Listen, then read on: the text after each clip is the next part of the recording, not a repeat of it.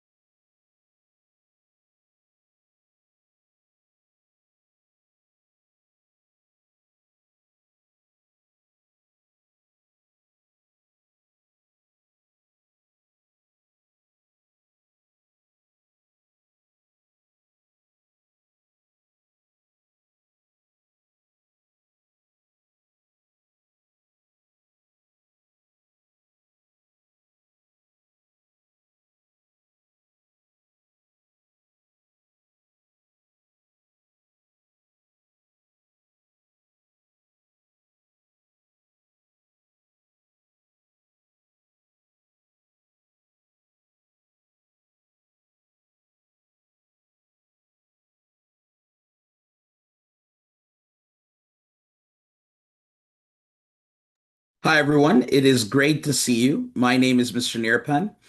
For any of you that joined our seminar on Tuesday regarding the advanced rules of procedure for the Tournament of Champions, you may have seen me before talking a little bit about what some of the TOC is going to be like.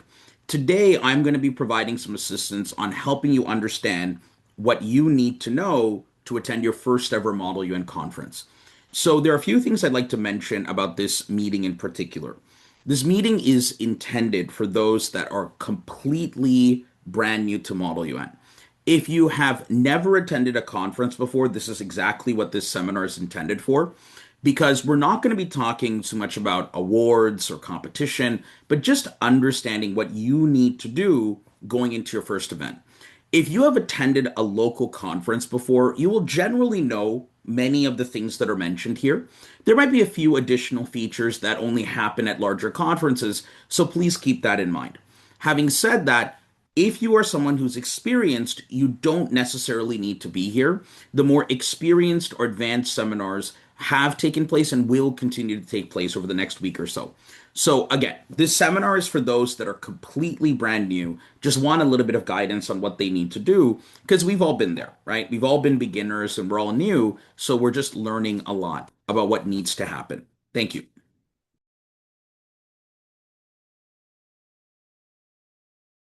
Okay, so we're going to get started. When we're looking at our meeting for today or our seminar, there's going to be a couple things we're going to cover. We're going to cover a little bit about what you should expect, what you need to prepare, how you should be dressed up for the conference, what parents need to do, our schedule, and a question and answer period. I will actually move up our schedule earlier in the presentation because I want to help explain a couple misconceptions that new students have, and we can once again address the schedule later on in the presentation as well. For the Q&A period, we will run it as long as we need to. So if you have any questions, I'd be more than happy to help you answer those questions. Please just give it a little bit of time. So, having said that, again, feel free to take any notes. This meeting will be recorded, but I recommend taking notes on all the critical stuff, especially the ones where you might be a little bit confused on. If there are any questions that come up, you're welcome to put them into the Q&A channel. Keep in mind that I will address questions at the end of the presentation, and I most likely will not be taking questions in the middle of the presentation. I may take a small intermission partway through, but other than that, we can get started.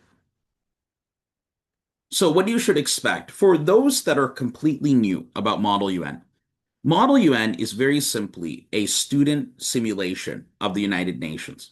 Our job here is that we want to work together with the people in the room to try to come up with innovative and creative solutions to some of the world's most difficult challenges.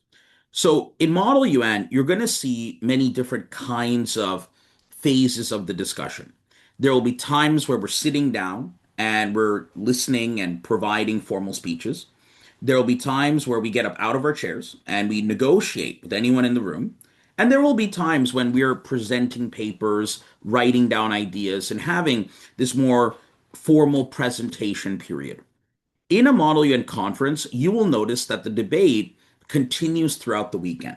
So it's not like we're going to wrap everything up in an hour or 2 hours. We will have a continuous conversation throughout the weekend. So, having said that, your goal, right, as a team, as a student, as an individual, whatever it might be, is to very simply make sure that you pass and help support some of the best ideas that the committee can present. To get to the stage where you are passing papers will take some time, but we'll get there. Having said that, in Model UN, trying to find innovative and creative solutions is the goal. And that's what we're here to do. So, having said that, when we talk about Model UN, it's important to understand exactly what you have signed up for or why you're here. So, Harvard Model UN is the world's oldest, most prestigious, and largest Model UN conference.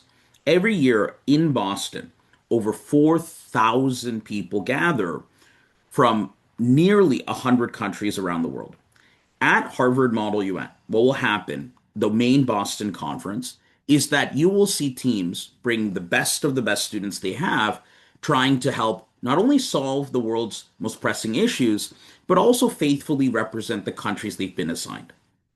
What happened years ago, I think around 15, 20 years at this point, is Harvard USA got so popular that thousands of people were rejected from attending altogether simply because of capacity.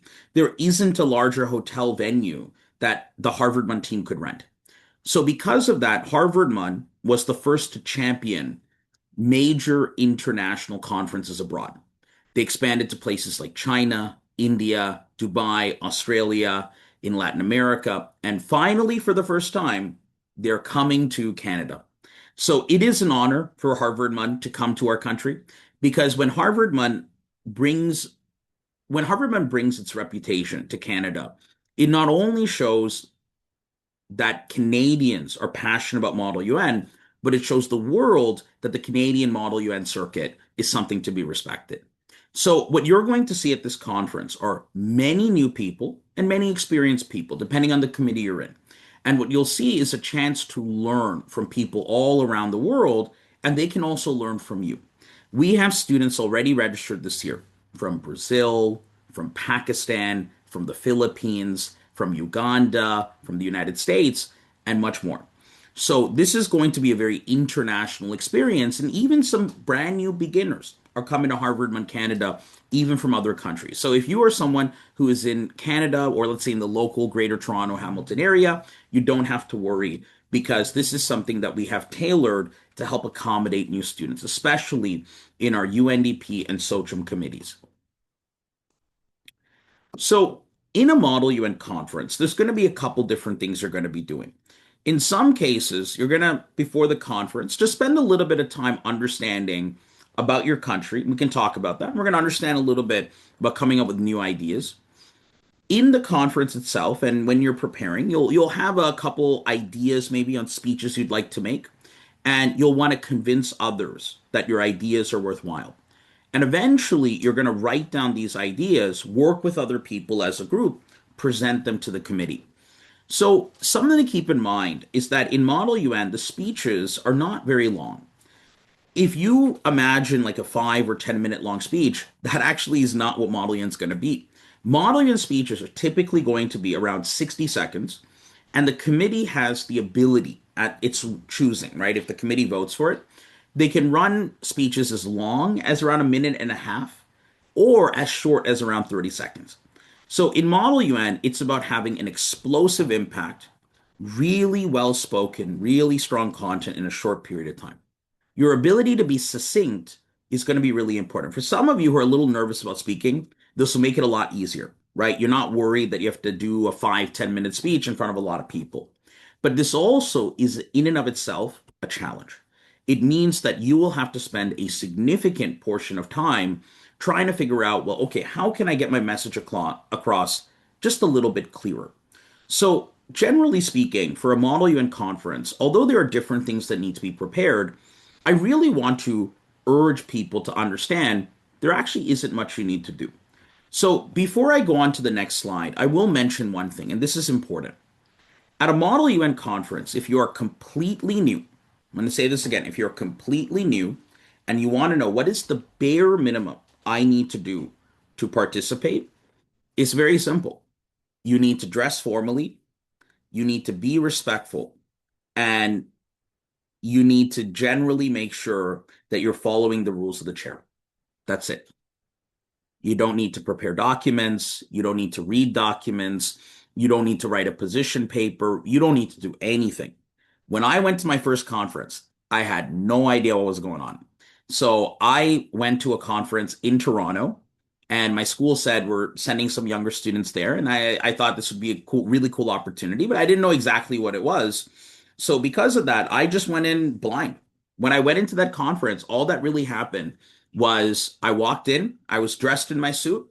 I had a couple pages of readings about my committee, just the background guide, and that's it. And I just followed along. And then 2 days in, I really got the hang of it and I could jump into the conversation. To be clear, I'm not suggesting that you shouldn't read your background guides, which we'll talk about. I'm not suggesting that you should not write a position paper because a position paper is required to be considered for awards. What I'm trying to say is that what is very common in the world of Model UN is that in your first conference, you just show up. As long as you're dressed formally and you follow the discipline rules of the chair, so we don't interrupt other people and we're not disrespectful, you'll have a great time. So before we go on further, I want everyone to understand that everything you're seeing so far is legitimately just extra. So for those that are completely brand new, who are not concerned about awards, who are not worried about winning anything, all you need to do, I'm going to say this one more time, dress formally, respect the rules of the chair. That's all it is. Now that we have gotten that out of the way, because that sets the bar real low, so you have nothing to stress over. Now we're going to talk about the small things you can do to make improvements from there. Because once we know the minimum that you have to do, let's talk about okay, you want to spend a little bit of time. Where can we best spend our time? That's really the question. And remember, Model UN in its many components involve many different skills. So there is no world on earth in which you could be prepared to go into a conference and somehow do really well. Some people have a knack for it and they actually do really well. But the reality is, if I had to say, okay, before you ever went to a competition, you had to be a perfectly well spoken individual and you had to know how to write UN resolutions and you had like a master's equivalent in writing public policy, it would be an absurd goal. The goal for your first conference should be to listen, to try to make a speech when you can, and to learn. That's all it is. So, having said that, we're going to start building what you can do to feel a little bit more ready for your first conference. Okay, so let's understand a couple terminology that is used in Model UN. So, as a small note, for anyone here who is in UNDP or SOCHUM, we will have a lot of beginner friendly resources provided at the conference. So, we will have a series of handouts that go out on occasion that will help you understand some of the terms and references people are using. Our beginner friendly committees are actually a little bit open, right? We allow students with some experience. It actually helps the debate a lot, and it means that it's easier to follow along. but we provide dedicated resources for anyone new who's a little nervous. They're like, oh, there's all this technical language. No, we'll give you a vocabulary sheet. That will make your life a lot easier, and you'll get it on the day of the conference if you're in those committees. So, having said that, let's talk about the opening ceremonies. So, in order to understand the conference, I think this chart explains it a little bit better. So, a lot of you, for those that have registered, have a chance to go through this document, right? Or just see this chart. You can find it on the H1 Canada website. And you'll notice there are different days and different schedules. So, we're going to start with explaining the Thursday. What is Thursday about? So, traditionally, most conferences, they'll do their opening ceremonies and they'll run, for example, one committee session Thursday night. That's pretty convenient timing because it means you could fly in Thursday morning, get settled, you could go there. This year, because of scheduling availabilities and just the size of the venue, unfortunately, there just isn't a room where we could host the opening Thursday night. So instead, we're going to do what a lot of conferences do: training. So the Thursday training is going to be a mix of a variety of activities. We're going to have some different seminars and guest speakers come in. We have, for example, Dr. Kevin Budnig of the Conference of Defense Associations Institute. He will be there in person providing a lecture, I believe around 6 or 7 o'clock, no pun intended. And he's going to provide a little bit of information about what the work he has done when it comes to national security research. I know nothing about this on a professional level, so I would just love to listen and learn from him because he knows all these details that we're not normally privy to or just generally may not understand. We'll have beginner friendly training of I'm struggling a little bit with ROP, so we're going to talk about that. And we'll have some other fun activities and some interesting partners we're working with. All that's going to happen between 2 to 8 o'clock is there's going to be a series of lectures, and we'll release this schedule in a few days. So you'll be able to drop by, listen, and learn from it. Only delegates registered for Harvard MUN Canada will be able to be there. But generally speaking, when you come to this seminar or come to these workshops, you'll have a chance to learn and build your skills. If you are an international student, you most likely will arrive in advance. Recommend you just stay there for the entire time. Lots to learn.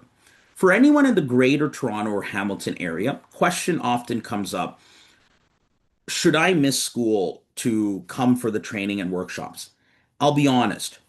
I think that for a lot of people, we don't want them to miss more school than necessary. If you are trying to minimize school life, especially in a really tight, like time, my recommendation is right after school, come drop by our seminars. So if your school finishes, let's say around 3:30, 3:45, you might be able to commute down to the Weston Harbor Castle for 4:30, 5 o'clock. That will give you at least a couple hours to be able to listen to some seminars and presentations.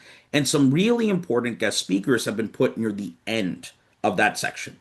So you have a chance to listen from them and learn from them. Broadly speaking, what you're going to see on Thursday are, again, a variety of activities that will help you. And if you have any requests for any particular training, please let us know. But to recap, Thursday is optional, it is not mandatory. And we recommend those in the GTHA who do not want to miss school to come after school. Of course, we know there are some students, even including some of my own, that want to miss school. And if you need to miss school, you're more than welcome to coordinate that with your school. This is still academic and you still end up learning a lot, but that is going to be at your discretion. Having said that, let's talk about Friday. Friday is really where the debate gets started. So, what happens on Friday is you should arrive as early as possible, around 7 a.m., and we will assist you with registration. What does registration look like? It's going to be pretty simple. We'll have a couple tables set up, some for independent delegates, that means you signed up on your own, and some for delegations, meaning you signed up with your school or a team. In the case that you signed up with a school, we will give the faculty advisor or the head delegate, that's like the team captain, we're going to give them a package with all the delegate badges included. That way they can distribute it to their team. Will be a lot easier that way. For any independent students, so let's say your parents signed you up or you signed up on your own, we will have a check-in desk. All you have to really tell us is your name, your country, your committee, which will be emailed to you if it hasn't already been. And we'll just mark you off just on our computer, and then we'll give you a badge. We'll give you a delegate handbook, which is just like a reference document. And we'll also give you just whatever you need to get settled in committee. The badge that you get must be worn at all times. It's a safety issue. There are almost 1,200 plus people at this conference. We just want to make sure whoever is supposed to be there is there. You should not, under any circumstances, give your badge to anyone else. We will never have an activity that requires giving your identification to anyone else, so you should not do that. So around 7 a.m. when you arrive, and some people might come in around closer to 8, we'll get registration done. Where do you do registration? Registration takes place in the lobby of the Weston Harbor Castle. There'll be this beautiful room called Regatta. So when you enter, it's going to be like there's going to be a little bit of a restaurant to the right side, and you're going to see a room, right? The first room on the most straightforward path when you enter the lobby, that room Regatta has floor to ceiling windows where you can just see Lake Ontario. So when you go into that room, and you'll see a lot of people there, right? You'll just wait in line, you'll grab your information, you're good to go. In the case that there is any issue or any error or any accident, we will help support you for it. For example, sometimes what can happen is a student may have misread their email, where we might have sent one assignment, made an immediate correction afterwards. They may not have seen that correction. So we have to talk to them and explain what's going on. Sometimes, if there was a mistake or error on our part, we'd be deeply apologetic for it. We'll try to do the best we can to get you settled into the committee. But generally speaking, once we get all of that sorted out, you're going to head to the opening ceremonies room. The opening ceremonies room will be in another venue called the Metropolitan Ballroom. The Metropolitan Ballroom is going to be this very large building. Instead of spending time describing what it's going to be like, it's all connected internally through the Weston Harbor Castle. What's going to happen is we're going to have a series of staff stationed all across the venue so that they're able to point you towards that place. There will be a large crowd, so if you just follow the crowd, you should be good. But make sure you're in the Weston Harbor Castle and not following the crowd to another event outside. So once you're in the opening ceremonies, do you need to do anything? No. All we ask is that you put your phone away just to listen to some guest speakers we have. We have a very famous guest speaker that's going to be coming in for the opening ceremony, somebody who is very important in the Canadian military, and we'll have more information on him very soon. It's going to come on our Instagram. Having said that, in the opening ceremonies, we will talk a little bit about conference policies, what you should expect, a couple statements from our guest speakers, and you're good to go. What's going to happen afterwards is we are going to head towards committee session one. So, to explain and understand this a little bit, and I will put a small note, this schedule is slightly out of date. We have now adjusted committee session one to start about 30 minutes later. So it's going to start at 10:30, but still end at 12:30. So in committee session one, what's going to happen is starting from the opening, each of the committee judges, right? We call them dais, directors, assistant directors. Each of the judges will lead students to their committee. So, for example, we're all sitting in this big opening ceremonies room, and they'll say, if you are in the ITU committee, please stand up and go to the back of the room. We will guide you to that room. So, we're going to get everybody to stand up, and we're going to take you there. And we're going to one at a time take people to the different rooms around the venue. So, having said that, after all the people in other rooms have gone, you will notice that the Metropolitan Ballroom, very large room, will be divided into three separate rooms, right? So they're going to be three separate rooms that themselves will become committees. The people in those rooms will be asked just for around 15, 20 minutes just to leave the Metropolitan Ballroom. Once they leave the ballroom, what's going to happen, just to wait right outside, is some of the hotel staff are going to come in. They're going to put dividers up. They're going to set up the tech, and we'll be good to go. So when committee session one starts, they're going to have a bunch of announcements. They're going to make sure everybody is where they need to be.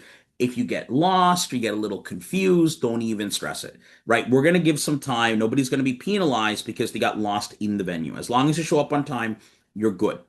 So in your first committee session, after the chair makes a bunch of announcements, you're going to hear this term. We call it roll call. Roll call is really simple. It means taking attendance. When you do roll call, what we ask, and I'll give you the simple answer, is you want to say present. There are two options you have, present and voting. It sounds like president voting means you get the right to vote, but surprisingly, no, that's just not how it works. In the real United Nations, president and president voting are the two options you have. President means that you're there. You can vote yes on things, you can vote no. And when it comes to solutions, you can abstain, meaning you're neutral. You just have no opinion. But president voting means you have such a strong opinion, you will only vote yes or no on any solution that's presented. So I'll be really honest. If you're a beginner, just say present.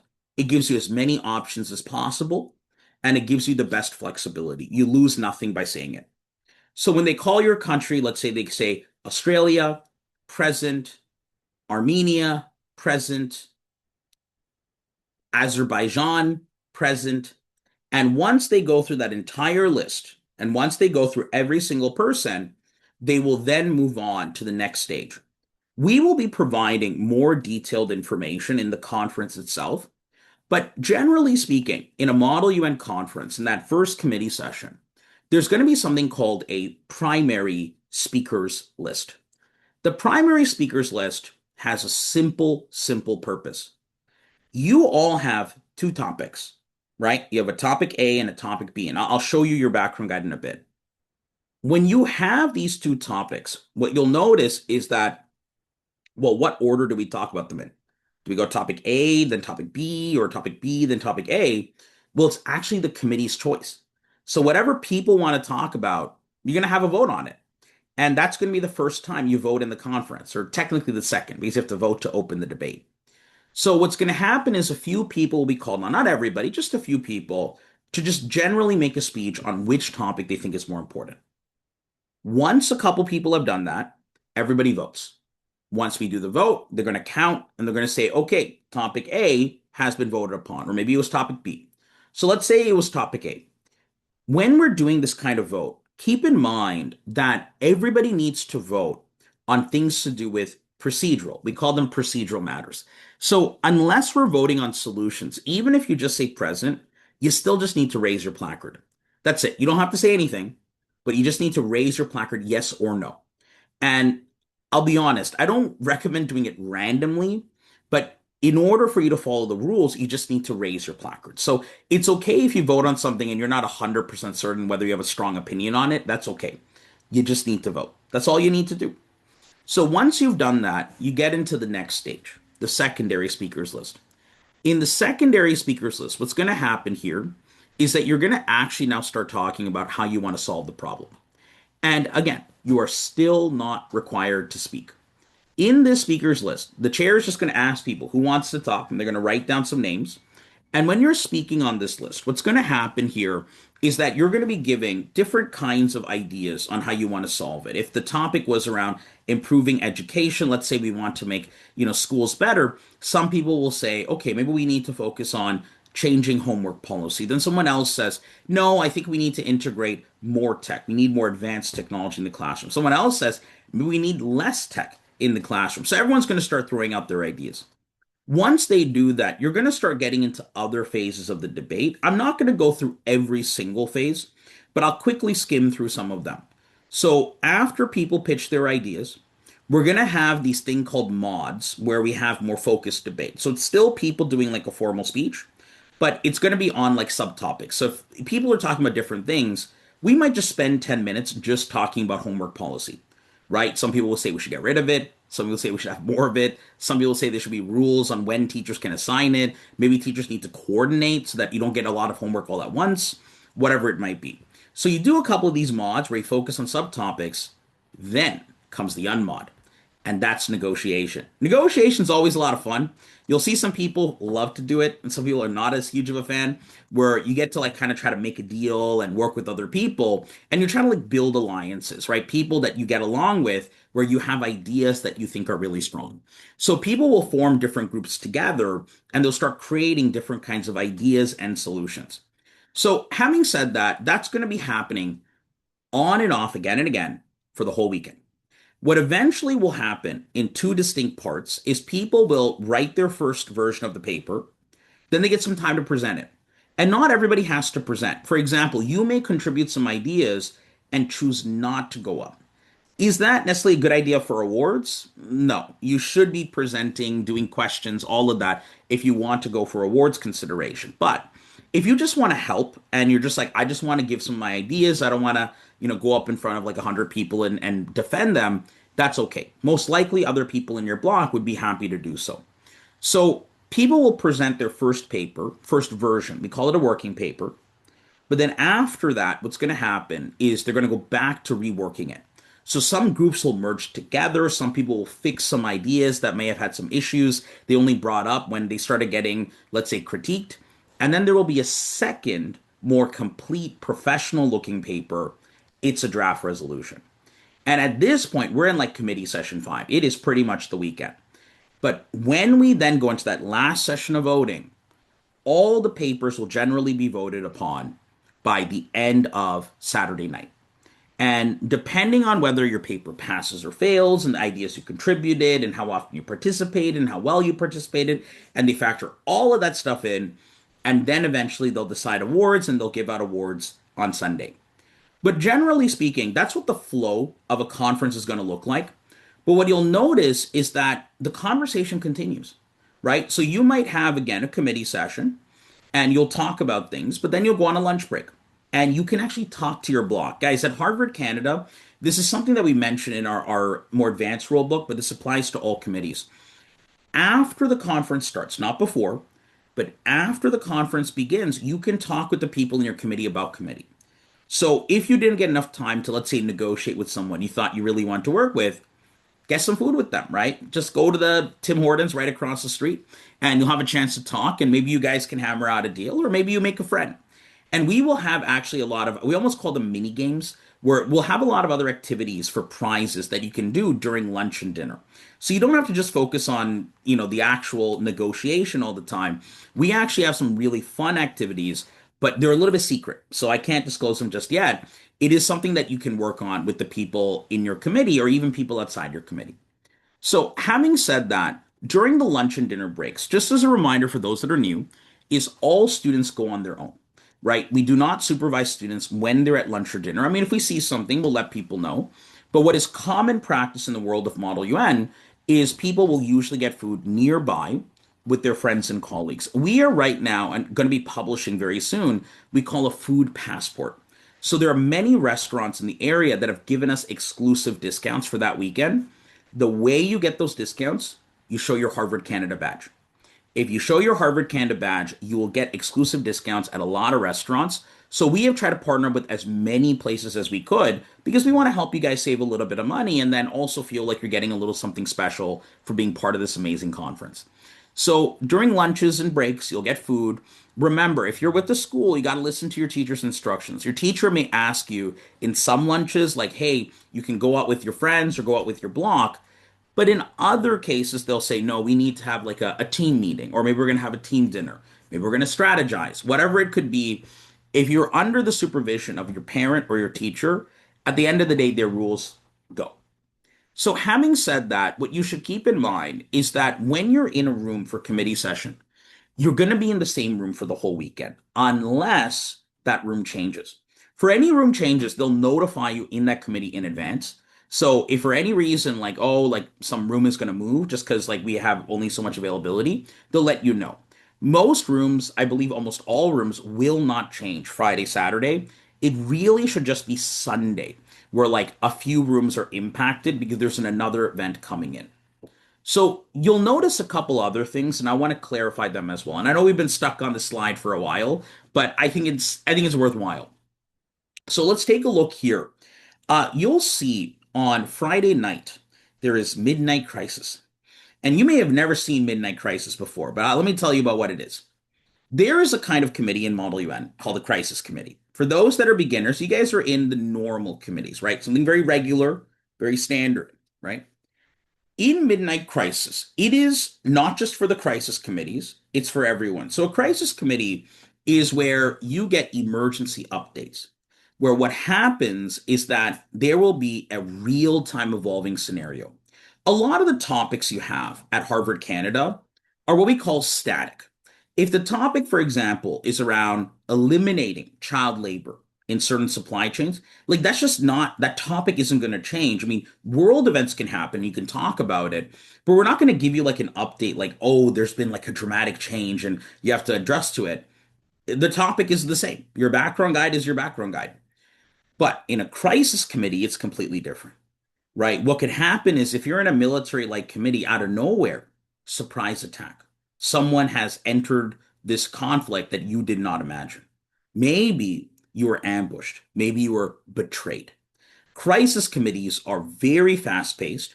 Some people consider them more advanced, and to some degree they are, but I just consider them different. Crisis committees are more about emergency response, and regular committees are about long term problem solving. You still want to address short term things in your regular committees, but it's just the way that these committees operate are a little different. Having said that, for anyone who is staying at the hotel, so you have to be at the Westin Harbor Castle for this is a safety issue. For anyone who's at the hotel, what will happen is we have sent a form, and that form is due very soon. So please check the email we sent on like Monday, Tuesday. There was a long email with all kinds of updates. In that email, we asked people to fill out information for Midnight Crisis. We asked them to fill out information for Delegate Dance and all these other features. If you want to be in the Midnight Crisis, we need to know. When you sign up, what's going to happen is in the middle of the night, maybe around midnight, in the middle of the night, someone is going to come to your door and they're going to knock on your door. And they're going to be a little dramatic with them. They're going to say, Mr. President, or Mr. Prime Minister, or Miss Prime Minister, we are under attack. Something terrible has happened. You need to come down right away. And everybody, at this point, people are like half awake, half asleep. You don't get time to be dressed really fancy. As long as you're dressed relatively appropriately, they're going to pull you down and they're going to say, this is an emergency. You have to respond right away. And in this emergency, I have no idea what it is. They didn't even tell me. And you are going to be put in the shoes of a world leader that has to respond in the middle of the night to some surprise emergency. It is a really fun part of Model UN. It's a really big reason why a lot more people are staying on Friday than any other day at the hotel. At the same time, the reason why we restrict this to the hotel is because if we had students leave late in the middle of the night, we think that's a bit of a safety issue. So for the hotel, if you are already booked and registered, you have this available to you. Midnight Crisis is available to all committees. It does not matter if you're in a beginner friendly committee or an advanced crisis committee. You can be in any committee and participate. All you need to do is please fill out the form. That's it. So please fill out that form so we know that you're registered. So what's going to happen is you'll be debating this. I can't spoil any surprises. I don't even know the surprises to spoil. So I'm going to let the Harvard students and some of my own just really figure out what they have planned. But I've heard some crazy interesting stuff that they're working on. Only hints and rumors, but I think you guys are going to really enjoy it. So for Saturday morning, we are tentatively scheduled to start at 9 a.m. There is a small chance we might, let's say stagger the delay a little bit, but we'll come back to that. Either way, Saturday is just going to be normal. You debate, lunch, debate, dinner. But then you got maybe the highlight of the whole conference for a majority of people, the delegate gala. So what the delegate gala is going to be, and this event is really important, is this is once awards are generally decided, you're going to come in for three different kinds of potential social events. If you are someone who is grade 8 or younger, you have two options. You can join number one, there's this rest and relaxation room where we'll have some board games, a little bit of trivia, lots of fun stuff you can participate in. That's the rest and relaxation room. Then you have another room, which is a K-pop dance class. We have found some young people, very talented, that can do professional, or let's say more like they're training. They can do K-pop dances. They're going to be teaching all of you. We're going to have some very interesting dance battles and some fun routines. So if you're completely new to dancing and you're just trying to learn how to dance, you'll be able to follow along with these lessons. So this is not extra. You don't have to pay anything separate for it. It's just part of H1 Canada. So you're going to have for about an hour and a half of a K-pop dance class. And in that K-pop dance class, you'll have the chance again to really enjoy your experience. And there will be like some instructors teaching along the way. But then there's a third option. If you are in high school and you are at least grade 9 and up, right? Because there is an age requirement here, you will be invited to the delegate gala itself. So the delegate gala is very, very formal. So this event is black tie affair. You have to be dressed fancy. And in this event, what's going to happen is we have two very professional dance instructors. These guys are good. They've won awards. They're very, very competent. And they're going to teach you how to waltz. This delegate dance is not meant to be something where you can just dress in a t-shirt and a jeans. It's like prom. So for this event, you are going to have to be following the dress code. They will check your badge as you enter. We're going to have professional dance instructors. And because you're doing the waltz, you will need a partner. So when you're coming into the delegate gala, if you have a partner and they both have the badge and they're both delegates of Harvard Canada and they're both, old enough to attend, you will go in with that partner. If you don't have a partner, we will match you with someone of the same gender. So generally speaking, you will have a chance again to learn how to do something really fancy. Just imagine something like Bridgerton, and it's going to really show you a little bit about what Harvard is like.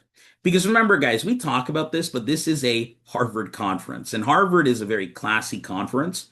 So because of that, you'll really have your chance to immerse in what it's like after the first 90 minutes of the delegate gala. So when we're at around 9:30, we're going to shift to a more traditional Model UN dance. This is where you're going to have just loud, fun music. It's going to be happening both in the K-pop room and the delegate gala room. And that's when you guys will play whatever songs that you think are fun or funny, and you'll just have a great time. So in that delegate gala, it's going to be running until 11 o'clock. And you can always go to the rest and relaxation room to get a little bit of water, just to like cool off. Maybe you've just been heating up the dance floor too much with your dance moves, whatever it is, you'll have a chance to relax and enjoy. And all of these are going to be in the metro sections. We're going to clear the classroom tables out of the way. So you'll have a chance to, again, make sure that you're very comfortable and just have a chance to enjoy. Please be advised because we literally have 1,200 people registered for this event. You need to understand that we just cannot accept people at the door. You have to register immediately. There's no extra cost. You just need to fill out that form. I would do it tonight. So please get that done by tomorrow night. Every single delegate independently must fill out that information or they will not get access to these core events. Does that make sense? So again, to repeat, there will be an amazing, very fun delegate gala all taking place Saturday night. Everyone is recommended to attend, but our capacity is very limited. We have to make sure that those that desperately want a particular event or activity ideally get that spot. So having said that, I really do hope that everybody shows up, but just want to let everybody know. Finally, for Sunday, the last day of the conference, session 6 will be a little special. As I mentioned before, awards are broadly determined Saturday night. But what happens is if I just want to mention this on a side point, if any delegate does something inappropriate at the delegate dance, after the delegate dance, even on Sunday, they can have their award revoked. And we will literally change it before closing. We can even revoke it after closing ceremonies. I want to be clear about this. So your behavior is relevant to awards even after Saturday night. Having said that, on Sunday, it's really your chance to get feedback. So we're going to be doing something called MUN, where a couple of our assistant chairs and our assistant judges, they're going to be running some of the committee like fun activities, while the head judges are going to step outside the room and one at a time talk to delegates. And they're going to give them feedback on what they can and should do. So they're going to be really honest. They're going to tell everything they thought was impressive, what worked, what didn't, how they looked at foreign policy. Maybe like there were some really cool things you did, some things they thought was a little off color, whatever it might be. They'll have a chance to give you feedback and hopefully will help you improve in the future. So committee session 6 is going to be a little bit of fun month, a little bit of feedback. Delegates are required to attend to be eligible for awards. So if you miss committee session 6, you're not eligible for awards. You must be present. And remember, the chairs and the dais have a right to change awards for any reason prior to the closing ceremonies, even after the closing ceremonies. So having said that, the closing ceremonies is, again, very straightforward. We're going to have everyone come into a room and we're going to be in a large room together and we'll have a chance to recognize those that did well. Do not worry if you don't win anything. It's totally fine. I did not win at my first conference. Almost nobody does. And to be honest, that's not what you should be worried about. You should be worried about learning, about making sure you feel ready, just about participating. It is very hard mentally to get that first speech out of the way. But once you do one speech, you realize it becomes a lot easier than you think. And then on top of that, what's really important here is that you have a lot of fun, right? I want to make sure you guys enjoy your time here because this is, for many people, their highlight of the year. So this is something where I don't want people stressing over, I got to win or I got to do this. I want people thinking, well, I want to enjoy every second of this conference and everything it has to offer. That's what you're there for. So, having said that, in closing ceremonies, if there's someone you know that does well, feel free to congratulate them. Feel free to clap and cheer. Just please make sure to respect everyone, even if the awards decision doesn't go away where you think would be fair. It is something where we want to show respect to anyone who's won because the reality is you may disagree with the decision, but for someone else, that's their highlight maybe of their entire high school or middle school career. And because of that, we don't want to take that away from anyone. So if you have any concerns, you can always privately message the conference and you can talk to the chairs, and we most likely will not change anything. We can at least provide some clarity so that you know what you need to do going into the next conference. But we want to respect people and what they've done during the competition itself because it's hard, guys. It's hard for everyone. So that was a pretty long winded way of going through the entire conference schedule, but you'll see here it's pretty straightforward. For someone that's really new, honestly, a lot of the conference, if you're really nervous about speaking, all you really need to do is listen, right? Just have a chance to listen. You will have many opportunities to speak.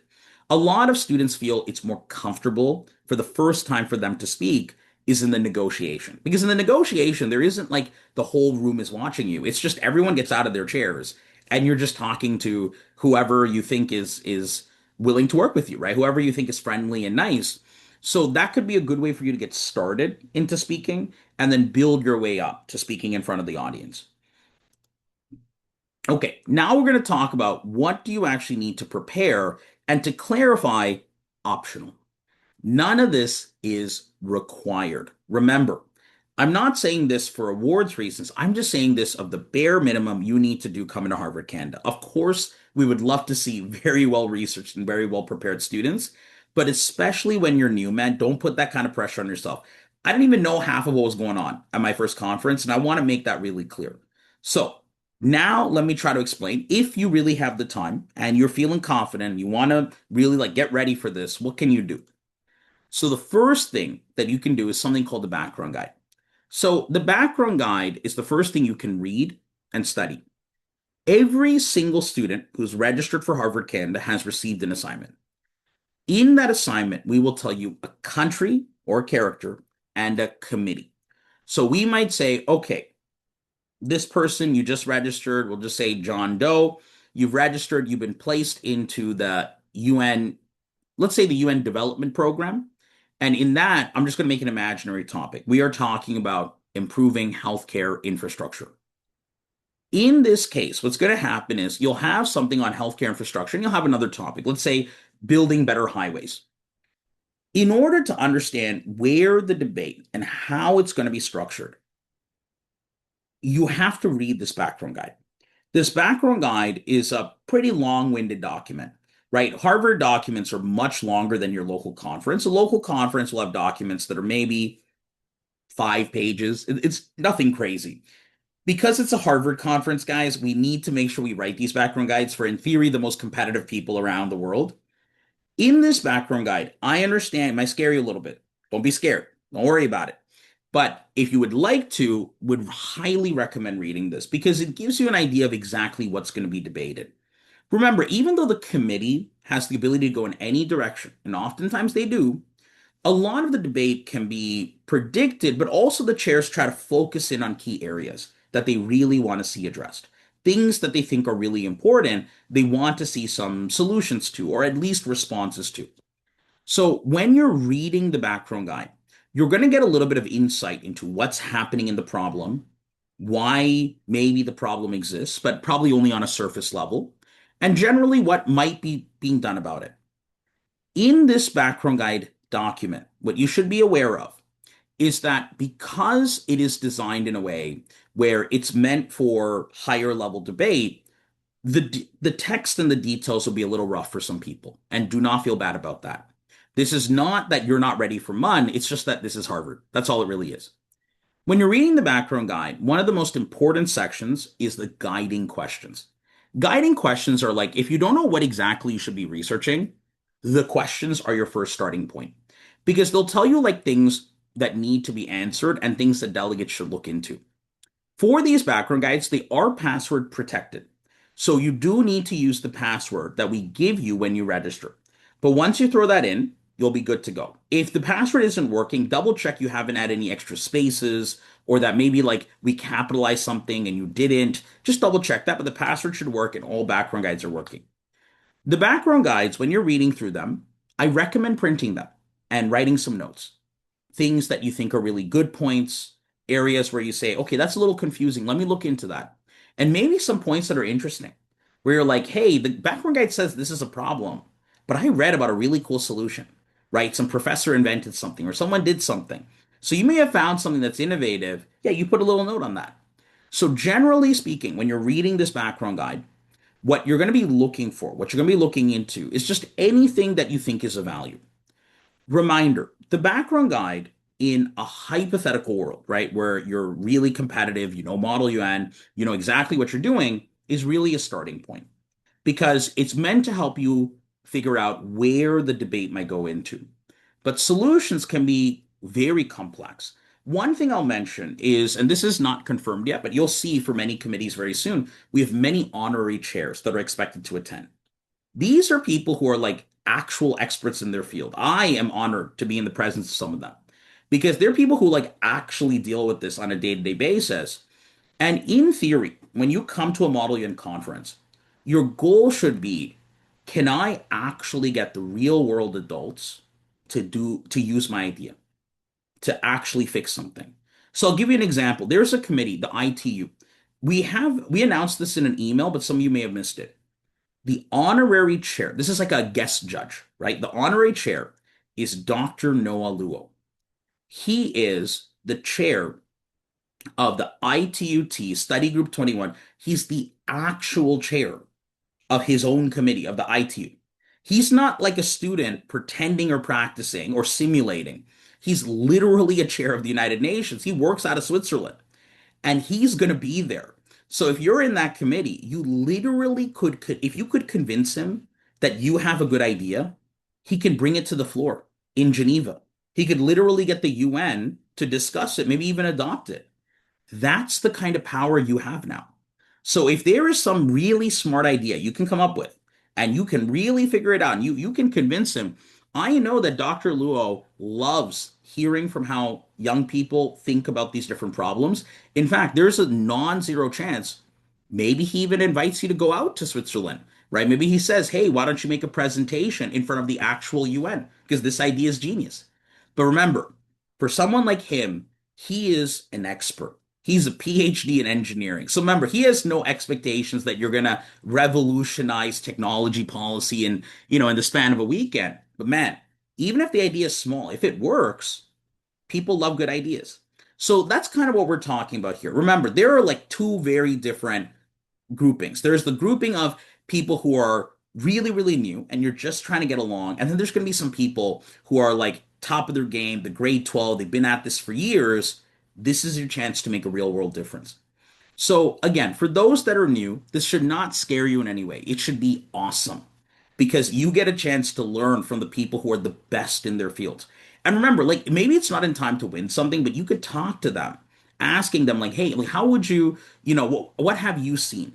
What are the most innovative ideas your committee has done?" You could ask them all kinds of questions, and you could also see what they if they have any projects that young people can volunteer for.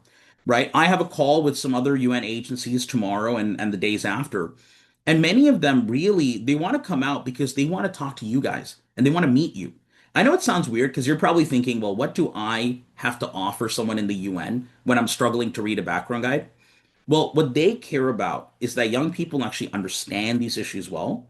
And they also really care that they get your perspective. Because what you think about a topic actually does matter. They want to make sure that every part of society and every possible demographic is being supported. So again, guys, when you're reading through these background guides, going through this content, don't worry if you don't find a world-class innovation in the span of a week. It's an unreasonable expectation. But for Harvard Canada, for the highest level students, we still have that.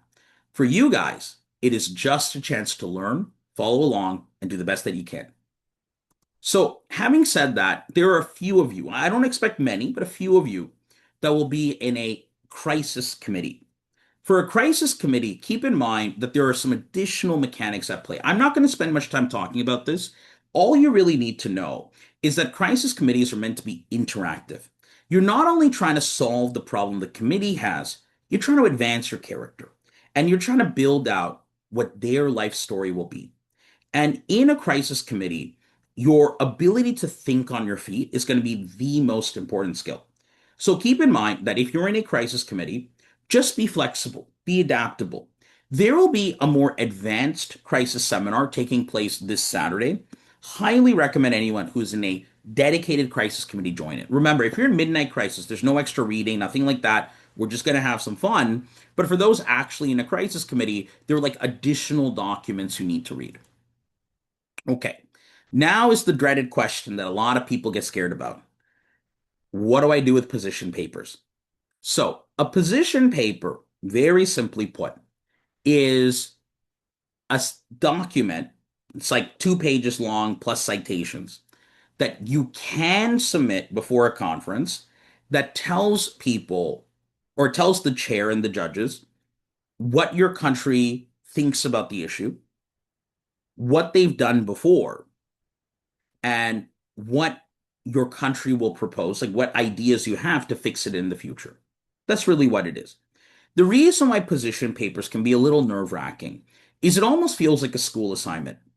So I'll say this to go back to the statement I made at the beginning of this meeting is do you need to submit it to participate? Not at all.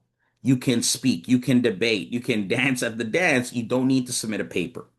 The paper is only relevant if you want to be eligible for awards. So if you want to be considered for an award, you need to submit one. The reason why every conference makes you submit one is because then we know you did your homework. We want to reward that.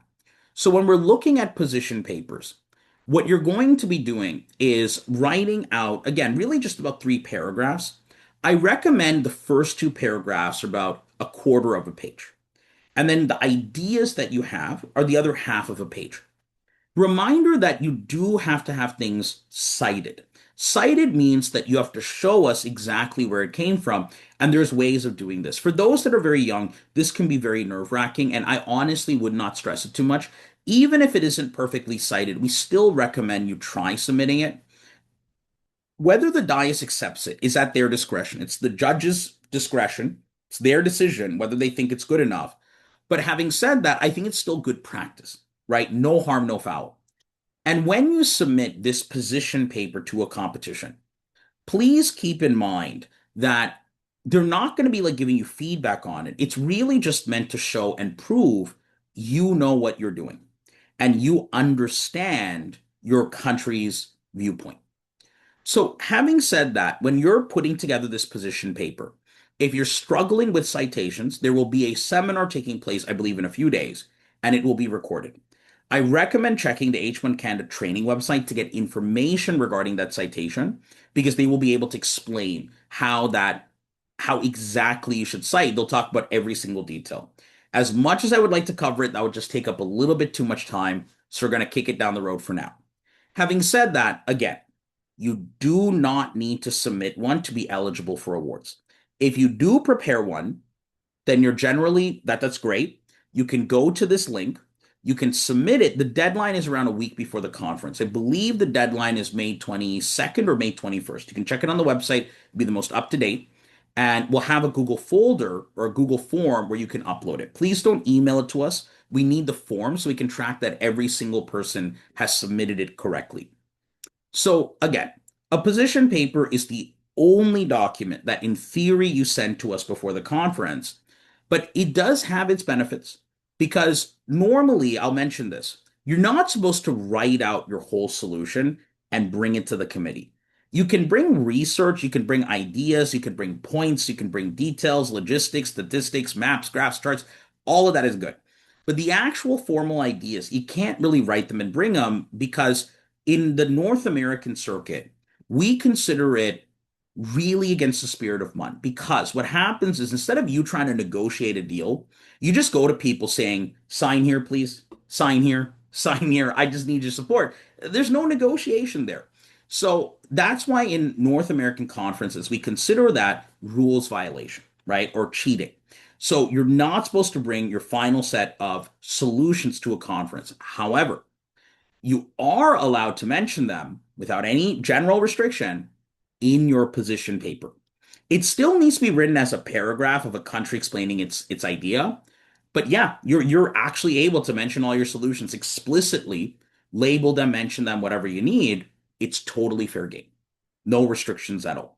So your ability again to propose strong ideas or I would say your ability to protect yourself against any accusation of rules violation, best to bury it in this document.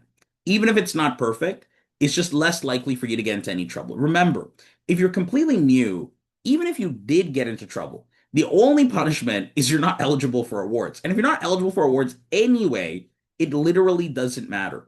So again, it's one of those things where I would not stress it. I would not stress yourselves about it, but it's worth a try. So that's my recommendation here. Now, participating in discussions. So what I'll do is I'd like to take, because I know there's some people who've been listening for quite a while. I'd like to take about a 1 hour, sorry, not a 1 hour, a 2 minute intermission. So if anyone needs to get water, you can grab it now. Once you grab some water, we're going to regroup and we're going to continue. So I'm going to give everybody 2 minutes just to step out, grab some water, and then I'll talk more about speaking because that one can be a little bit nerve-wracking, and I know people need a little bit more time to digest it. So everyone, take a 2 minute break, and we'll be back in just a moment. Thank you, everyone.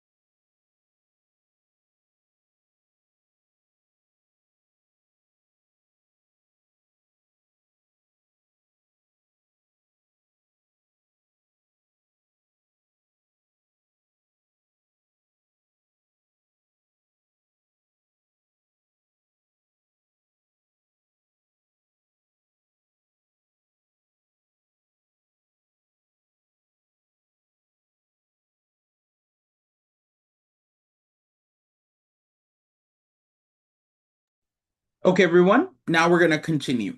So, when we talk about participating in discussions, this one is going to be, I think, one of the more difficult ones because it's not actually about how hard it is to make a speech in Model UN. I think that when you understand general formula, it's actually fairly straightforward. It's really the emotional and mental pressure.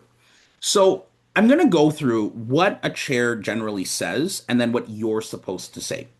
So for those that missed earlier in this earlier sessions that we've had around H1 Canada, As a reminder, when I say the chair, I don't mean the chair you sit on.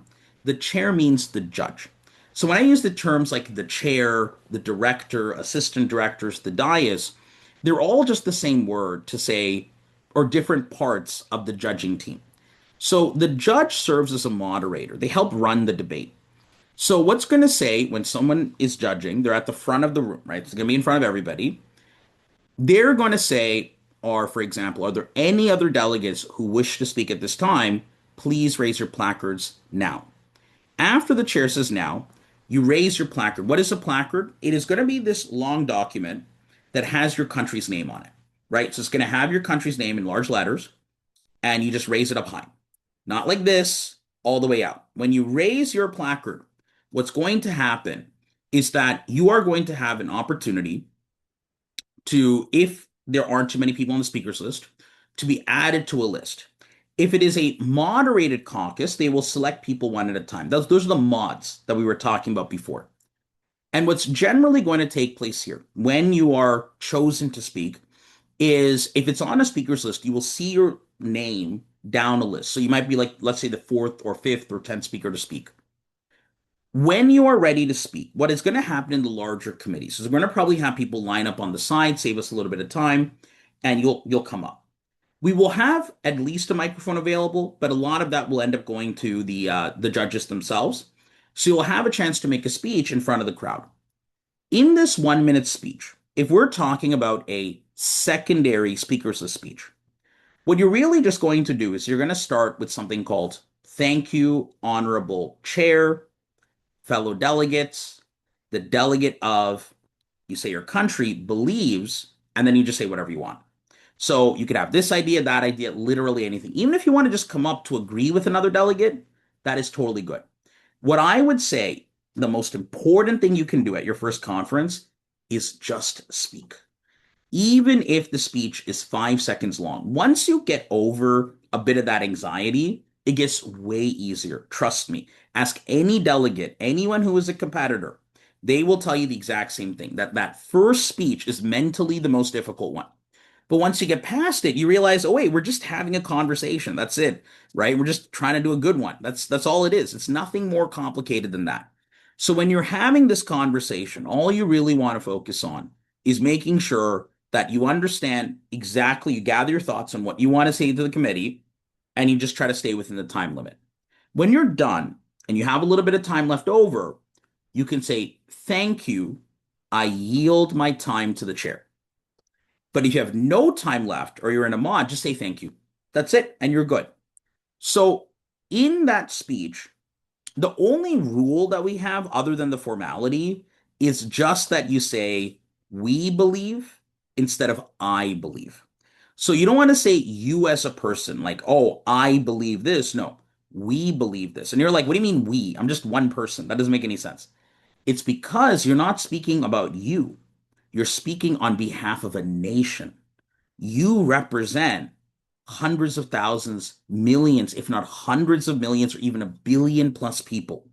So your job is to explain to all these different people what your country would do to try to resolve this issue. So generally speaking, and I'm going to say this for like another time, all you really need to do is to sit and listen. But I think you're going to enjoy it a lot more if you can just do at least one speech, right? During the conference. That's all you have to do. Especially when the anxiety runs really high, just try to do one speech in front of everyone, just one time throughout that whole weekend. And once you do it, you will have made your first step towards progress. And it just gets easier from there. So, having said that, you will notice that once you speak once, it's actually hard to get speaking time. Everybody wants to talk. So, eventually, you're going to go from I'm really anxious about speaking to please, please pick me. And it's going to happen. But it is going to make it so that now you're on the exact opposite field, right? Where now you're going to be trying to get the chair to pick you. But again, the chairs are going to be as fair as possible. We have a lot of rules about how chairs can pick students, but broadly speaking, we try to be as fair as possible. And we try to make it so that, other than certain exceptions, particular delegates don't get extra speaking time. That's just the way that we look at it. Okay. So, having said that, there really aren't too many other things I want to mention about speaking. All I would say when gathering your thoughts, do the best that you can. Technically speaking, for awards consideration, you should not be pre-writing a speech and just reading it. It is frowned upon and generally considered, again, another rules violation. But I personally, and I would say this to all delegates, if you're not worried about awards and you just want to participate, you can write out a speech. It's fine, right? It is legitimately okay. It's not going to be necessarily confiscated for anyone that's new. It's just you'll have a chance to deliver a speech. What really matters here is that you get up and you speak. To be clear, you shouldn't be pre-writing the whole speech. If you're worried about awards, you should not be doing it. You should have only jot notes and you do the speech a little bit more directly to the audience. You engage with the committee. But for those that are new, a lot of us wrote speeches the first time. That's all it really is. A lot of us wrote it out and we read it.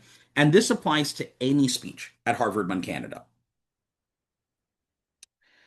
Okay, so having said that, let's talk about what the judges are looking for. I don't want to spend a lot of time on this because it's not relevant to your first conference, but it's worth mentioning. So the chairs at Harvard Med Canada are going to have a pretty high standard. The standards are going to be much higher than a local conference. They are going to be really understanding your foreign policy, whether your solutions are quality and practical. They're going to be looking at like the power of your speech, the vocabulary. Are you concise? Are you succinct? Do you use language and imagery that evokes very powerful emotion? Whatever it might be, they're going to be looking at how you're speaking and they're going to see leadership. Are you able to get people on your side? And there are some people where their speeches aren't that strong, but they're really good at working with a large group of people. That's rewarded in Model UN. That's rewarded at Harvard Canada. So, generally speaking, what we care about a lot is that the solutions you're passing, the ideas that you're proposing, work. We bring in a lot of experts because even I want to learn more about what actually works.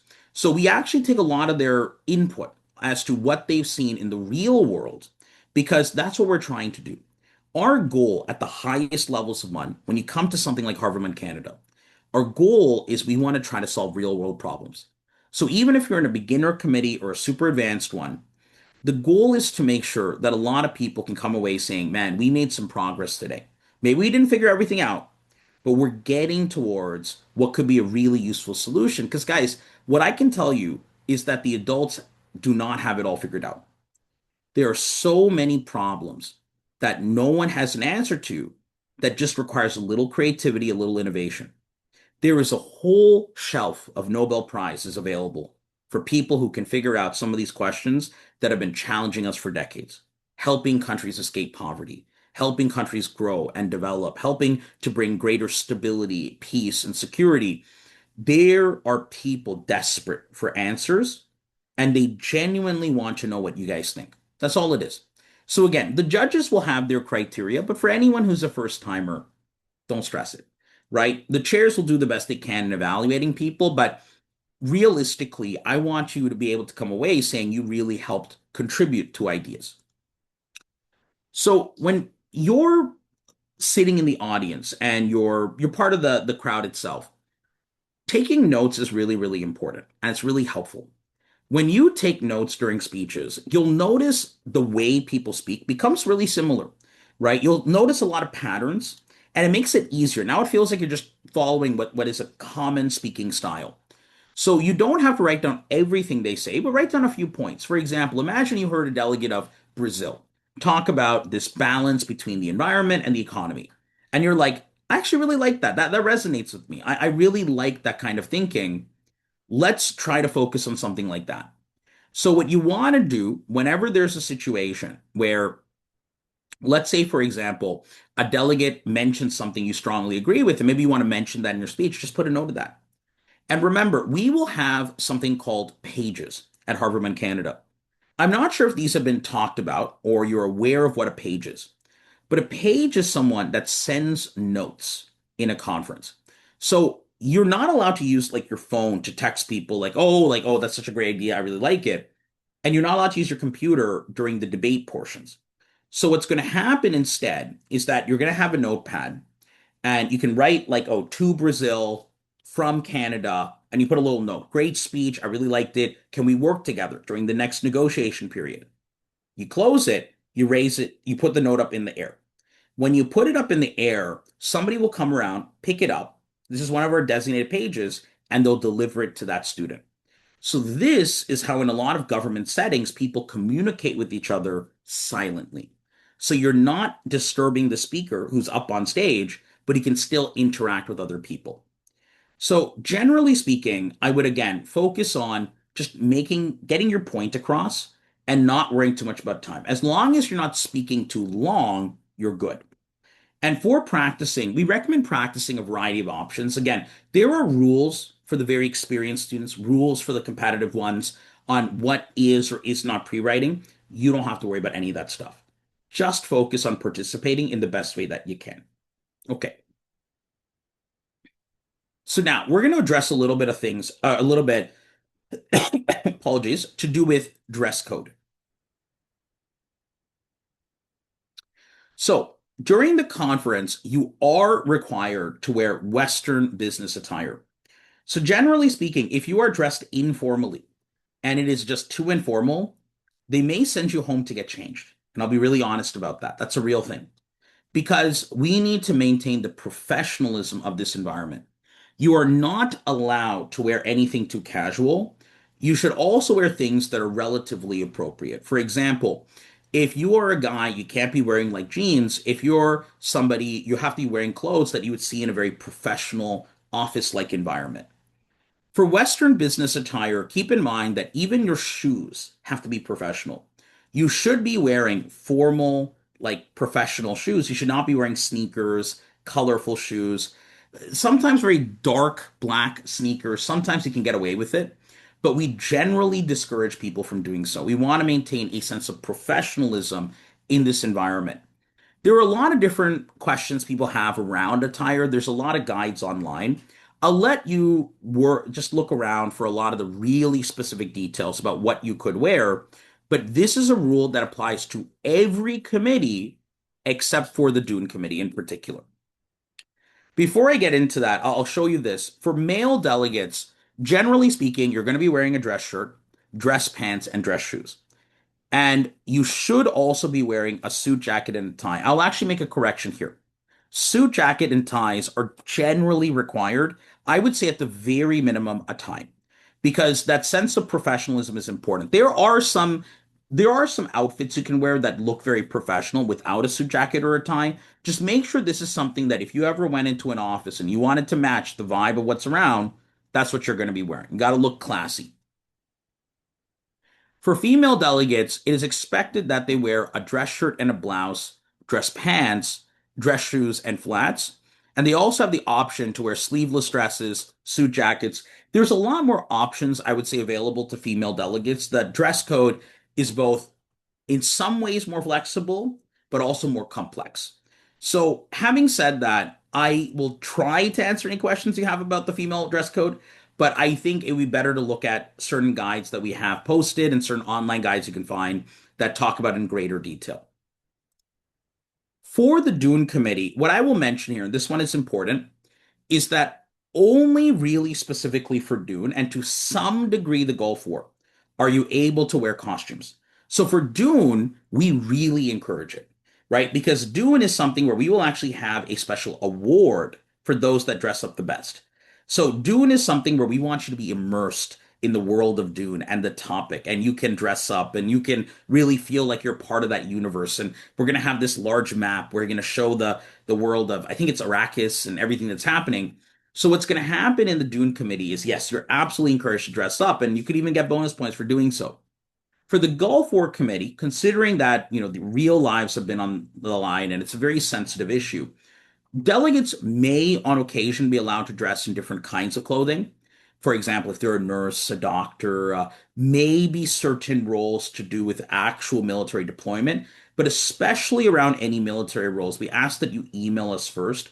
There are some real concerns over people making or wearing things that could be considered stolen valor, and we want to avoid that. It's where you almost like pretend like you're in the military. We can't have that. That's inappropriate.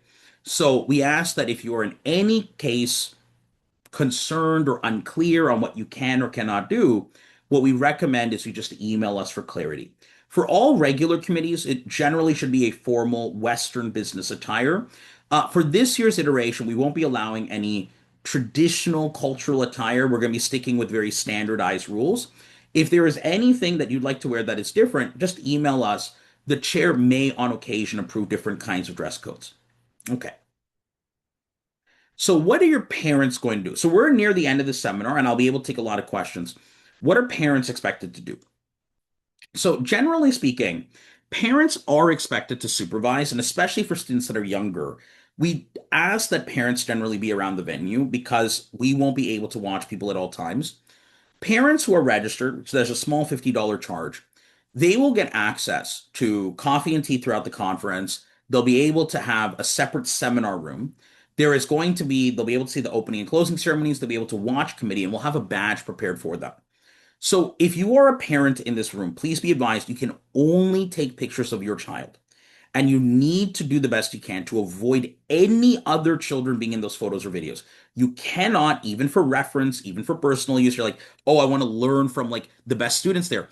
It does not matter what the reason is. You cannot be taking photo and video of other people's children. I want to be very clear on that.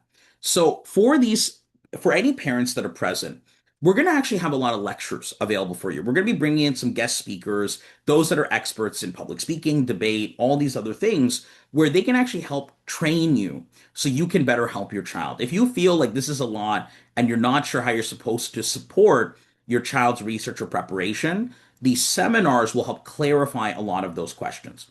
So, generally speaking, you will have almost like an identical schedule to the students, except with activities of your own. And then on Saturday night, when students are in the delegate social, there will be a parent social.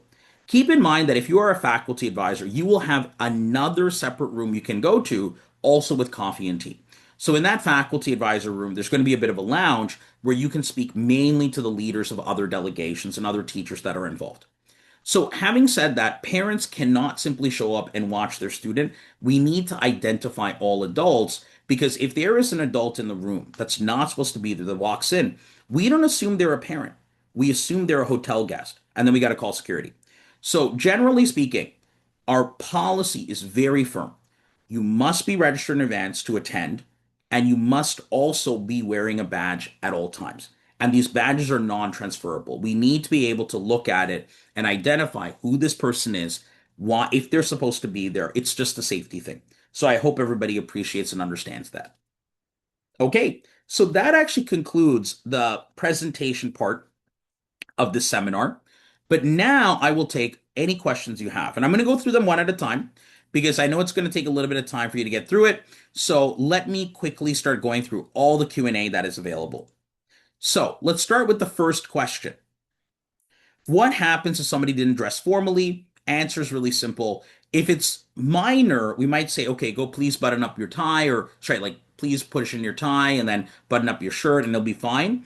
And maybe we can make some small changes, or in a worst case scenario, we have to ask you to go home and change. Next, what are you allowed to bring with you in the conference room? Are you allowed to bring printouts or notes to help you? Yes, you are allowed to bring out printouts of research, of any, let's say, articles you read, world images, maps, graphs, charts, anything like that. You can have your notes, you can print them out. But as a reminder, technology will not be used during the debate portions. The only time technology is ever used where you pull out a laptop is when people are writing out their ideas. And when they're writing out their ideas, they can't reference their notes. They can't use AI, or sorry, not writing out their notes, but writing out their draft resolutions. They cannot use AI. They cannot reference their notes. They can't use any technology. It's literally just for typing. So just to be clear on that. So having said that, I'm going to continue down for questions. Okay, I filled out the form the day I got the email, but is it fine that I didn't get a confirmation yet for the delegate gala? If so, when should I expect a confirmation? You don't need to expect a confirmation as long as you filled out the form completely. And at the end, it said, successfully submitted, you're good. You're good to go. Next question. Where can I change for the delegate gala if I'm not staying at the hotel, and where can I store my belongings?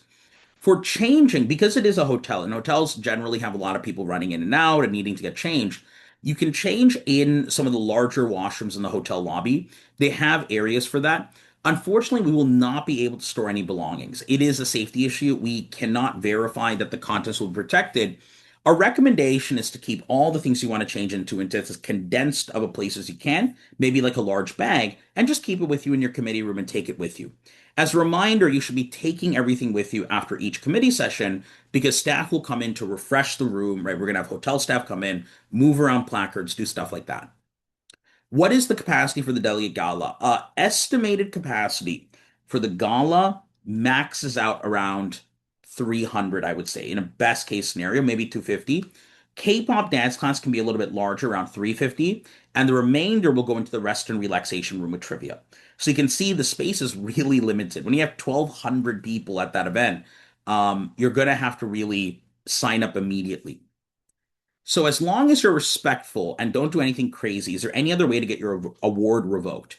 So that is a long and complicated question, and I don't want to misphrase or miss anything. Generally speaking, you are right that if you don't do anything, as long as you're respectful and don't do anything crazy, you won't get your award revoked. But that's assuming there's no rules violations, assuming that there wasn't some sort of delegation penalty, that if there was some issue, that's assuming that there wasn't anything else that could have disturbed the debate or caused issues. But generally speaking, yeah, you have the right idea. But because awards are a very sensitive topic, I won't get into too much of the details, and I don't think this would be the most appropriate seminar to talk about it. What awards are there at HMUN? So HMUN will have a Best Delegate Award, an Outstanding Delegate, an Honorable Mention, and a Diplomatic Commendation Award.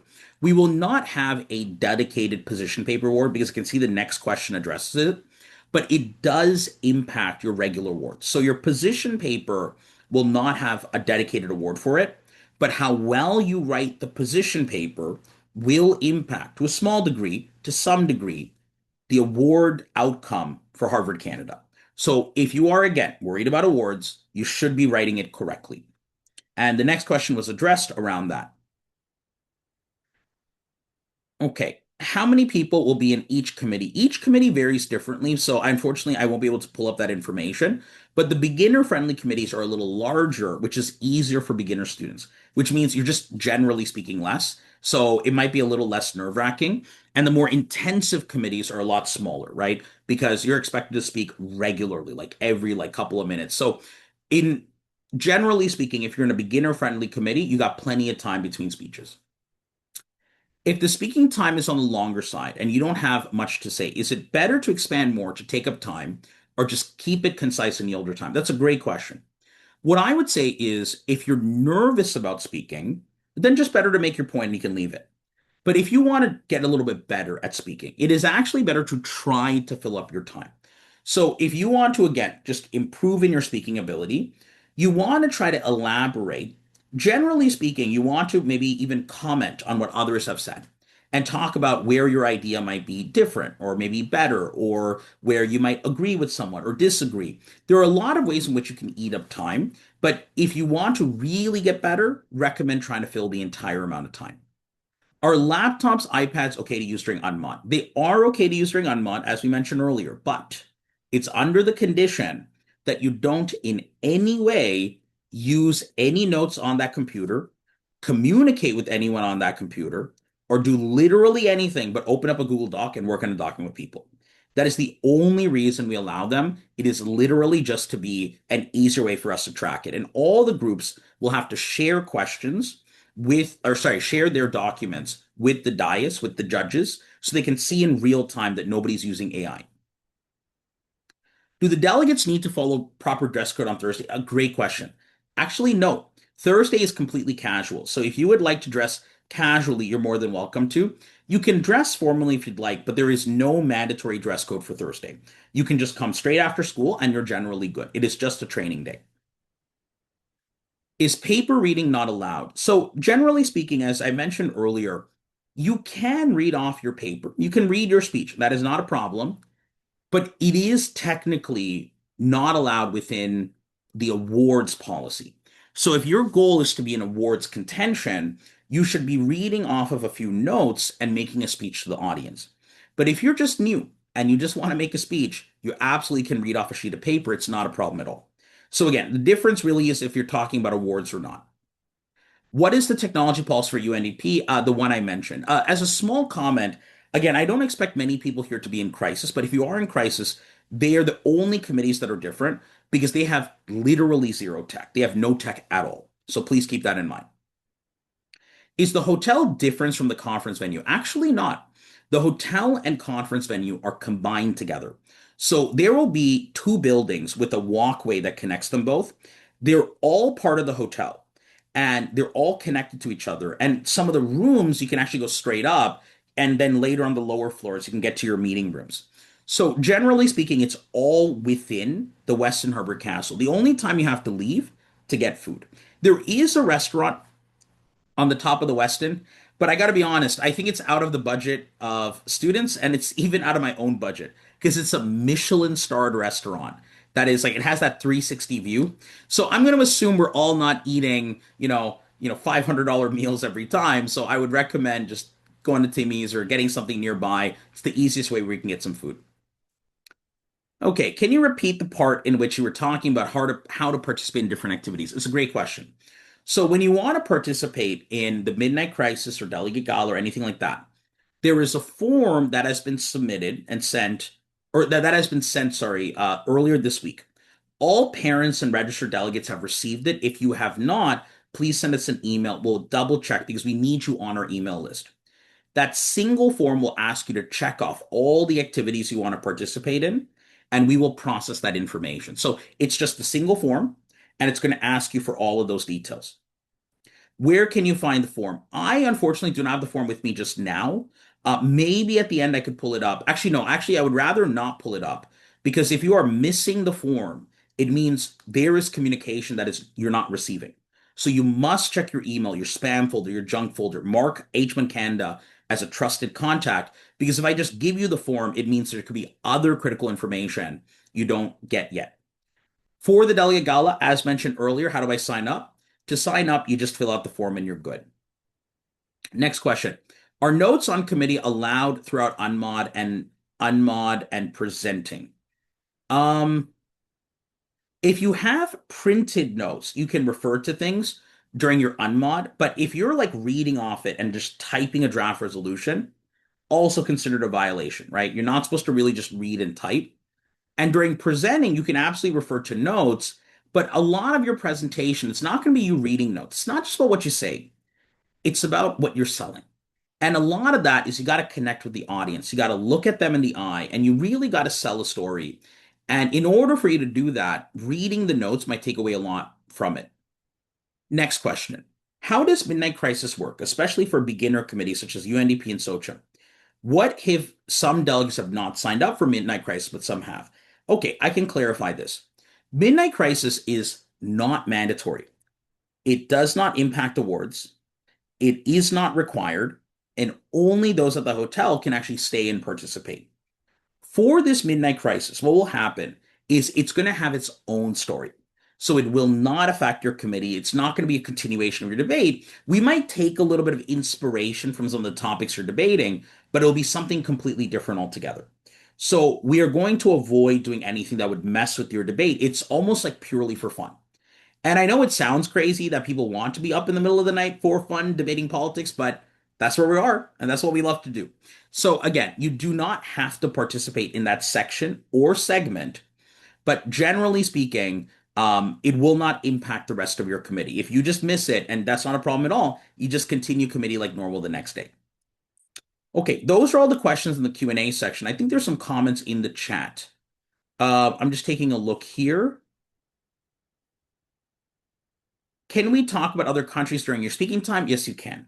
You're always free to compliment or critique, but you want to focus on the ideas that have been said or the actions countries have taken. Remember never to make this personal. So for the gala, as a female, do I have to wear a formal dress or does everyone have to wear suits? It's not so if you're talking about the formal delegate gala, not the K-pop delegate social, for the formal delegate gala, you can wear a dress. And many, I know many girls will wear that. Generally speaking, I don't want to provide very specific instruction on what you have to wear. It just has to match our requirements for black tie. So for any dress code related questions, you're always welcome to email us. It can help clarify things. But please remember and keep in mind that I believe our theme, someone correct me if I'm wrong, remember, follow our Instagram because it has all these details. I believe our theme this year is a night under the stars. So that might be something you might want to take into consideration when figuring out what you want to wear for the dance. Will delegates have time to sleep if they participate in Midnight Crisis? I'll be really honest, you're going to be a little sleep deprived. We're going to try to run the day a little bit later tomorrow, but that's just for everyone. You will not get extra time to sleep if you're in Midnight Crisis. So, Midnight Crisis, again, although optional, although like super fun, will mean that you end up taking into your sleeping time, but it's part of the experience. Also for research ahead of time, can I think of possible solutions that my country would like? Would that count as writing those docs ahead of time? That's a really good question. So, generally speaking, when we talk about pre-writing, we're talking about a document that can be easily, we call it translated or transferred into the form of like a formal UN working paper. So if you just put bullet points of every single part of that idea and like you literally like I could just put numbers and just kind of make it into a draft resolution, yeah, that's considered a violation. But if it's like your research and you brought up a lot of points, it's like buried in it. If it's really messy, right? There's annotations you wrote by hand. If there's all that kind of detail, then they're less likely to consider it plagiarism. So generally speaking, not plagiarism, cheating. So generally speaking, if you want to prepare ideas, and we encourage that you do, you want to really try to understand the problem is as much detail as possible. You want to really get into every single aspect of that issue. But this is the thing. If you truly understand that problem well and you understand the solution or idea you have in your mind well, you don't need to write it down, right? Because you would just understand all the different dimensions. So, what we ask is when you're analyzing and considering different solutions, when you're looking into research, that your research is comprehensive. It covers many elements. It's not just like a simplified page of this is what I'm going to do and this is what I'm going to write. That actually is more of a red flag for your directors and dais. Next question is I2 a beginner friendly committee? I2 is not a beginner friendly committee. So if there is any concern around that, if you're completely brand new and you'd like to maybe switch into beginner friendly committee, although we aren't really entertaining switches, if this is somebody who's really not supposed to be in a beginner friendly committee, please send us a message. We'll try to help you if we can. Thank you. Okay, next question. Hi everyone. I made the MUN delegation simulator as a free tool for delegates to practice MUN anytime with no sign up needed. This is my first year doing MUN, so I want to create something and I'm just looking through this message. Okay, very cool. There's someone who made a tool. I can't vouch for the tool. Never had a chance to use it myself, but I love to see students attempting innovation, trying something new. So thank you for sharing that with us, and hopefully some people will be able to benefit from it. Next question. What is the dress code for Midnight Crisis? Is it the same as usual, or is it slightly more flexible considering it's in the middle of the night? So the dress code for Midnight Crisis is going to be casual, right? So most people, like there's this thing about in Model UN where people are showing up in pajamas. As long as your clothes are appropriate and you're dressed appropriately, you're okay.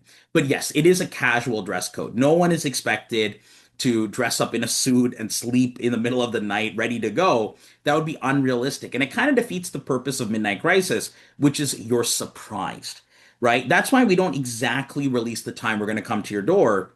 It's part of the fun. So, having said that, as long as you're dressed reasonably appropriately, meaning you're fully clothed, you're good to go. Okay. So I'll keep going. And I know there's some people who have raised hands, but it's a little hard for me to see them. So I ask that everybody who has a question, just throw them all into the Q&A section. Then it's easy for me to know which questions haven't been addressed yet. How do they wake you up in the middle of the night? What if you're a heavy sleeper? Don't even worry about that. If you don't wake up, your roommates will wake up. And then they will wake you up. So it's going to be one of those things where they will do everything they can to reach you as if you're the real president. Will they kick down your door? No, because that's property damage. But will they make a loud enough fuss that they will encourage you to come out? Probably. So having said that, the next one, what is the dress code? Oh yeah, we've already talked about it. Just to confirm, we don't have to sign up to participate in the relaxation activity. No, even for the relaxation room, we want to get an idea of numbers. So if you want to do the relaxation room, please just fill out the form and signify that. Because the problem that we can run into is imagine all of a sudden a lot of people want to do trivia. Trivia is actually a lot of fun.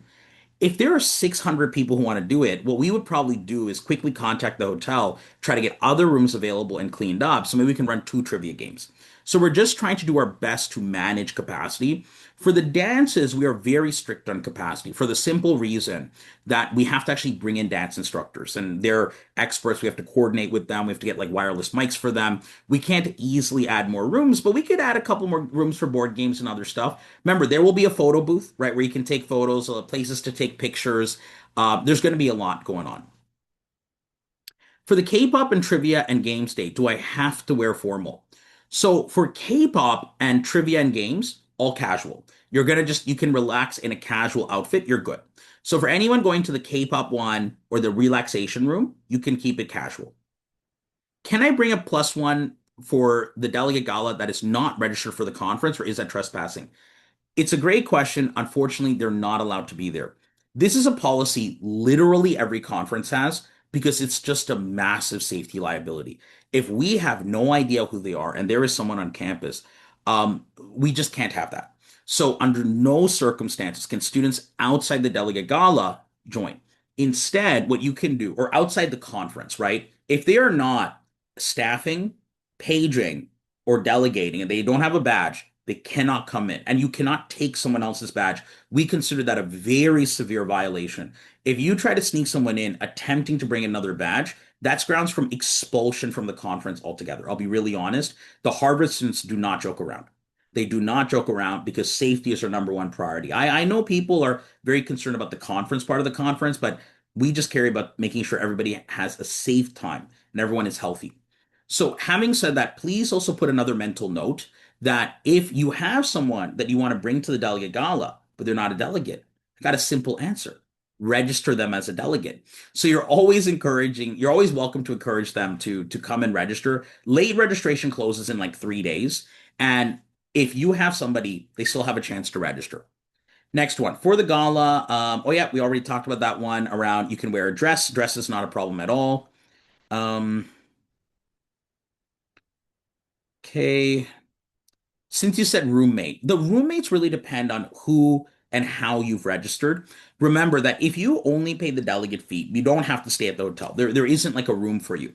But if you registered and booked a hotel for HMUN Canada, then there will be a room available, right? So what's going to happen is, sorry, just want to clarify. I apologize because I was reading another question. I got a little distracted.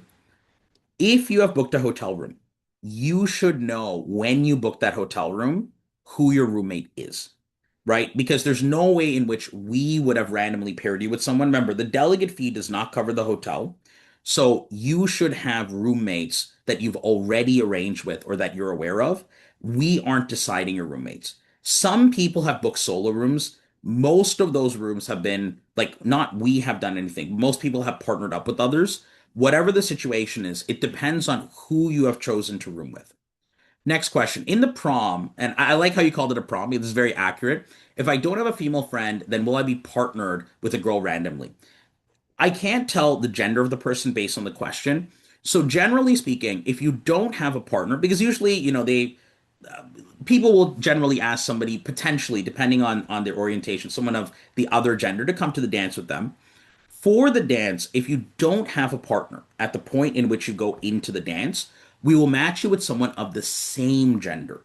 So if you're a girl, we'll partner you with another girl. If you're a guy, we'll partner you with another guy. It's just part of our general policy. So if there's someone you really want to invite, you're welcome to invite them. And this is a small comment. Please remain respectful when you do this. Some people may not want to dance with you. Some people may not be comfortable. It's not personal. Please do not ask someone more than once. Please don't make it weird. Public is also probably not a way you want to ask somebody. Just keep it respectful, and just have fun with it. But again, guys, please use your common sense and best judgment. That's important. Okay, next question. Please explain delegation awards. If we register through Harvard MUN official website as an independent delegate, we should be eligible for the awards, right? Number two, do students need to find their own faculty advisor to be considered eligible for awards? And what do you mean delegations attending on their own will not be eligible? Okay, we can clarify something. So there are two terms used in Model UN, I think that create a confusion. Delegate and delegation. A delegate is like a person, it's an individual, it's a student representing a country. A delegation is a team.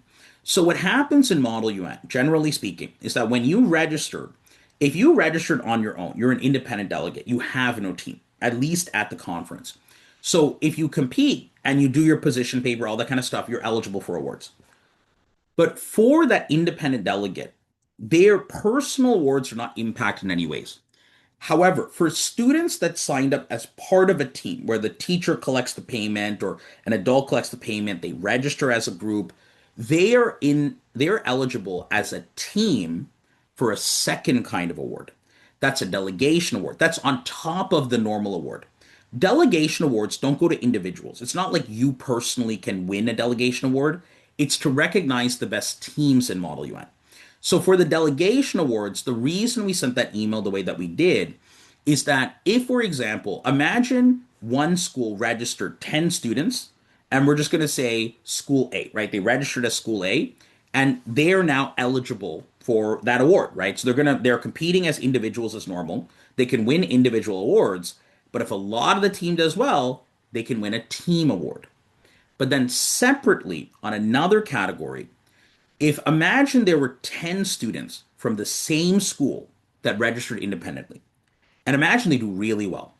But at closing ceremonies, they're like, hey, why didn't our school win a team award? Because you didn't register as a team. You registered as your own or on your own.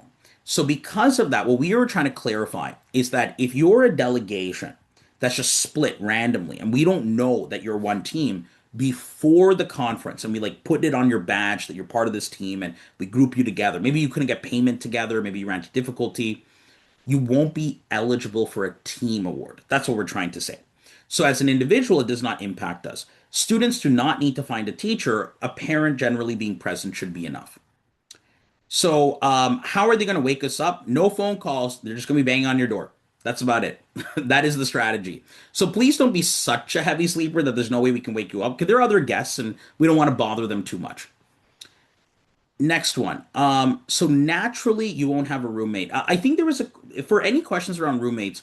Again, it really depends on exactly what you registered for and what you paid for. So just to clarify again, when you booked your room or your parents booked your room, they would know immediately at that time the kind of rooming arrangement they have. I want to avoid any miscommunication. So if there's any ambiguity around who you're rooming with, email H1 Canada. As a reminder, the delegate fee alone does not get you a hotel room, right? I don't think that's what the question is asking, but I'm just worried that if you're not sure who you might have as a roommate or you might not have a roommate at all, both of those options are possible, but your parent or teacher should have clarified that to you. Okay, about the Midnight Crisis and Delegate Gala. Can we attend the gala and not the crisis? The RSVP form does not provide such an option. That's a really good question. I apologize. I'm going to put a note of that. I'm going to ask them to look into that.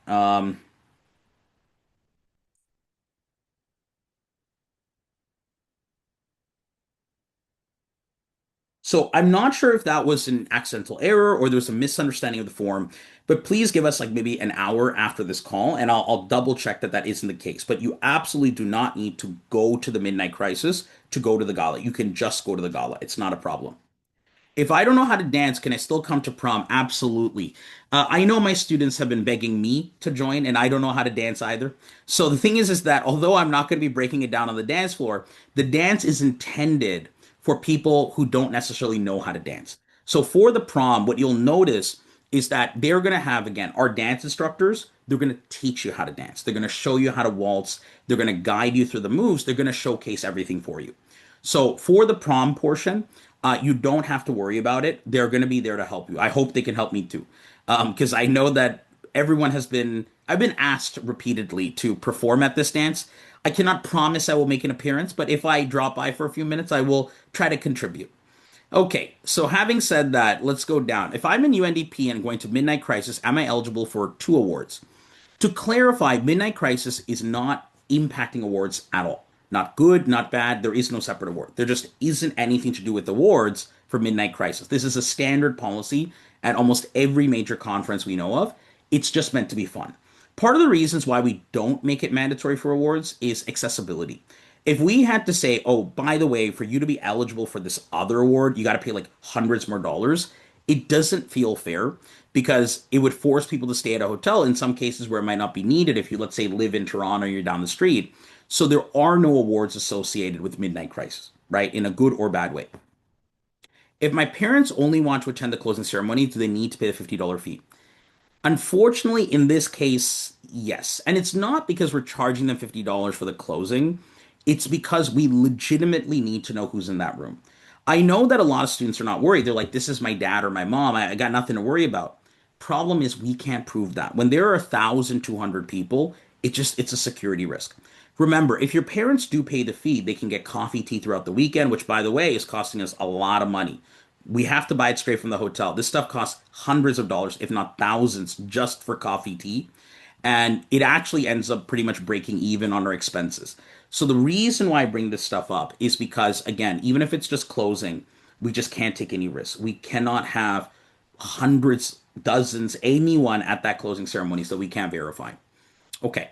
So what if my parents are not coming and I did not select a roommate? Again, for this roommate situation, I recommend emailing H1 Canada.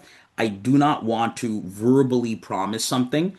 If there is something about your hotel room that is ambiguous, because if you just purchased a room for yourself and you paid the full fee, you wouldn't have a room. But I just want to make sure there's no confusion. So I would strongly recommend to the student who's been asking questions about their room just to contact hotels at H1 Canada. But again, if you just paid for a room in full, you paid like the full price of whatever it was, you didn't pay for separate occupancy, just single occupancy, and you paid for like, let's say 2, 3, 4 days, you should not have any trouble. It should just be you. So, next question. See here. Is there no last minute change of country? So, what we'll do is we do apologize whenever there is a duplicate or an error. It's never something that we want to do. We try to check, double check, triple check, quadruple check. It is not something that any conference intends to do ever. It's just that when there are so many people attending a conference, even a miscommunication or misunderstanding in emails can cause issues. That's why we sent a warning to people in the most recent email that if check your email, you may have received an updated email within like 24 hours of your first assignment, within a couple days later. Whichever email is the most recent is the most up to date, right? That's the important thing here. So, whatever email is the most recent is the most up to date. You need to make sure that you're checking that. Again, we do apologize whenever a committee switch is necessary. It's just with the conference of this size, even 5 people getting their assignment switch is like 0.5%. But for those 0.5%, we are sorry because it does end up creating a hard experience. And you're right, it's not fair. So we will do whatever we can to try to vet and check, but please check your emails to ensure that there hasn't been anything missed or lost through the cracks. Next one. If I'm not in a crisis committee, but I want to participate in crisis, in Midnight Crisis, will they also bang on my room? Yes, they will. So you can participate in Midnight Crisis even if you're not in a crisis committee. And how many roommates will there be in one room? It really depends on what you've paid for. If you have paid separately for single occupancy, double, triple, quadruple, all those things will be there. Maximum, there can be 4 people in a room. But remember, you must have purchased a room separately for this to apply to you. Okay. So there is another question here. Does the delegate have to be there Thursday, Friday, Saturday, and Sunday? So, generally speaking, delegates should be there for sure on Friday, Saturday, Sunday. Thursday is optional training. They can come just after school. Okay. Are there any other questions? I don't think I can see any here. So I think we are nearly at the time for this seminar. If there are any questions, we ask that you type it out. I'm just unable to see raised hands at this moment. Does anyone have any other questions? Any questions at all?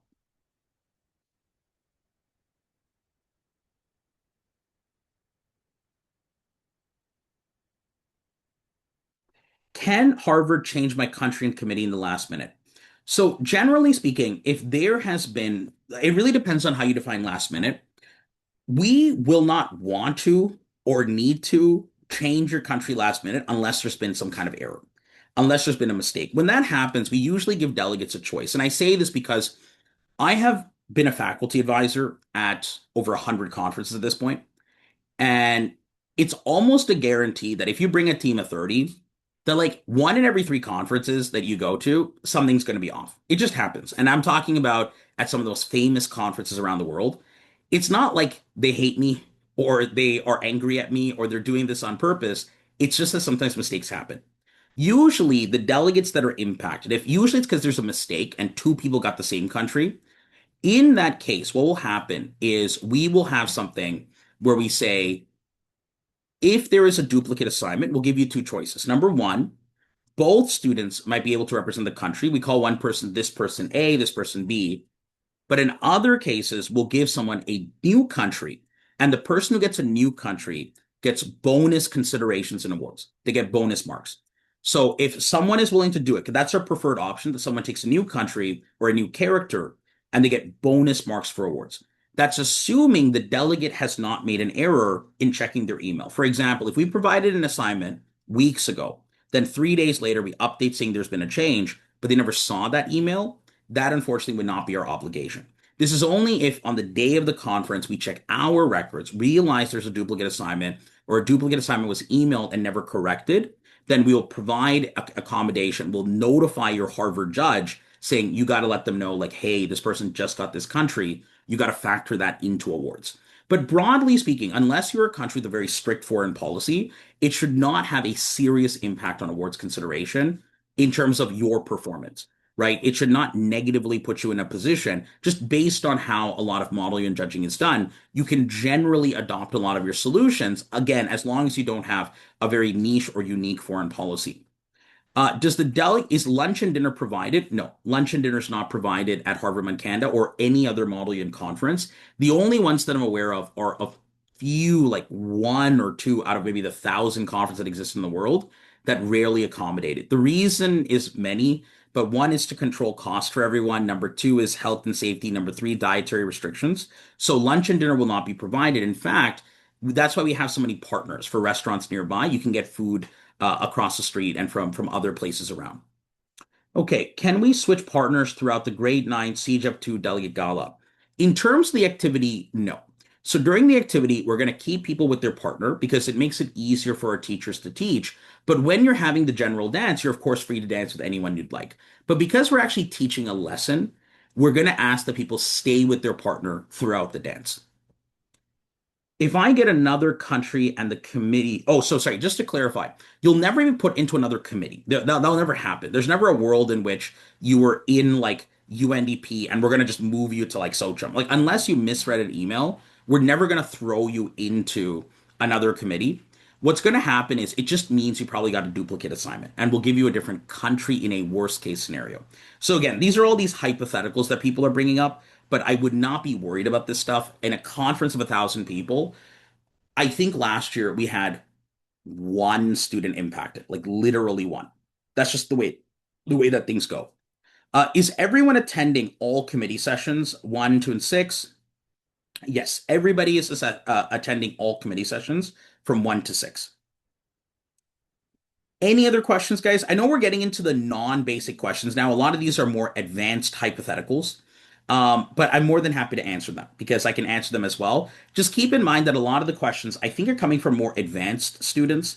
I'm happy that you guys joined this seminar, but I don't want to overwhelm the beginner students because a lot of these hypothetical scenarios are just more complex scenarios that could emerge.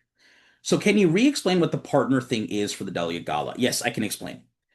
In the delegate gala, you can think of it as two things. There is a social event, the K-pop one. You don't need a partner for that. You just dress casual. They're going to teach you some K-pop songs. It's going to be a lot of fun. There is going to be another event at the same time, the delegate gala. For students that are grade 9 and above, they will partner up either on their own before the dance or we'll give them a partner of the same gender at the dance and they're going to be learning how to dance together. The delegate gala is very fancy, right? It is like prom, where you will dress up really formally. We're going to bring in two incredibly talented dance instructors, and they're going to teach you all how to waltz because this is a Harvard conference. So we're going to show you what a really formal kind of dancing style is like, and you'll have a chance to dance with your partner. It'll be a really cool experience. We'll have awards and prizes and some free merch for anyone who's a really strong dancer, any really fun kind of, like dancing pair. Having said that, if you don't have a partner, as mentioned before, we'll match you with someone of the same gender. You don't have to worry about that. I know some people are trying to raise their hand. I would like to reiterate, you must type your question. I just will not be able to take any hand raises at this time. Does the dance class affect the Model UN? No. You're not going to lose or win or anything like that. These prizes and fun games are just meant for fun. And I think they're a lot of the spirit of Model UN. They're legitimately part of the experience. I wouldn't miss out on this stuff. I know that there are some, again, stronger students here, very focused on awards and stuff. And I mean, that's great, but if you're coming out, especially for those flying in from other countries, I would experience every part of it. And the dance is going to be like a core memory you're going to keep in your mind for a long time. Any other questions? Is networking encouraged in the delegate gala? Absolutely. Right? It's your chance to make friends, to meet people, to chat. At that point is going to be probably your best point to really try to make some lifelong friends so that even when you walk away from this conference and it's years in the future, you'll be like, oh, I remember them. Like we were at the dance together. It was so much fun. We did this, we did that. That's what you should do. Okay. And remember, if you're a parent or a faculty advisor, we are going to have a separate, not a gala, but more of a social event for you. For Azan, for that question I received in the chat, because I know a lot of your questions are important. A lot of them are addressed earlier in the presentation. So for the days in which these activities will be held, there is a schedule you can find on our website. It's going to be updated on a regular basis. Okay, are there any other questions at all? Any questions?